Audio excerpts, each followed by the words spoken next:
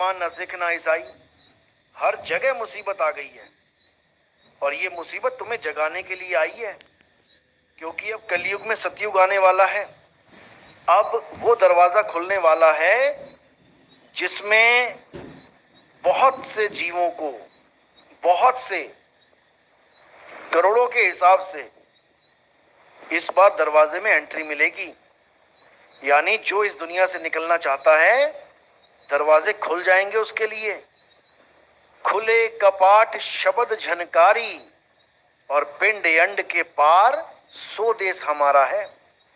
4 युगों में एक बार दरवाजा खुलता है वो सबके लिए।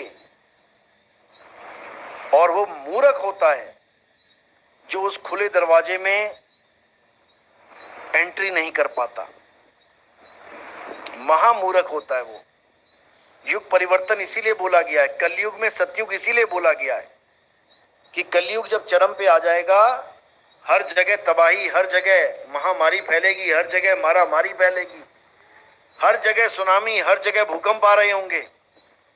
तब एक ऐसा ज्ञान इस संसार में आएगा, एक ऐसा अवतार जिसको कल्कि अवतार कहते हैं, जिसको इमाम मेहंदी कहते हैं, जिसको जीसस सेकंड कमिंग कहते हैं, जिसको मैत्रेय बुद्ध कहते हैं, जिसको चूड़ामन अवतार कहते हैं, जिसको इलियास कहते हैं, जिसको मर्द का चेला कहते हैं, जिसको निष्कलंक अवतार कहते हैं, जिसको निष्कलंक राया कहते हैं, वो आता है इस संसार में और वो दरवाजा वही खोलता है। और जिसने भी उस दरवाजे में आना है, उस दरवाजे से होते हुए इस संसार से निकलना है, उसको वो टिकट दे देता है, पास दे देता है। और वो टिकट नामदान कहलाती है। जो भी इस संसार से निकलना चाहता है, नाम दीक्षा ले, यानी टिकट ले और निकल जाए इस संसार से। नहीं तो ऐसी हालत कर देगा ये काल निरंजन, क्योंकि आखिरी मौका है कलयुग में। ये आखिरी मौका है। अगर इस मौके से चूक गए तो मेरे भाई फिर से इन 4 युगों का चक्कर काटना पड़ जाएगा। और एक बार नहीं, जन्मों जन्मों से काट रहे हैं। अरबों खरबों चतुर्युग बीत गए हैं। अरबों खरबों भी बोलता हूं तो छोटा सा लगता है। अनंत जिसको कहते हैं, सदा सदा का चक्कर है, ये चलता ही रहेगा, ये खत्म होने वाला नहीं है। इसलिए मेरे भाई अब मौका है, अब समझ लो इस ज्ञान को, अब समझ लो इस भक्ति को, जिस भक्ति से मुक्ति मिलेगी।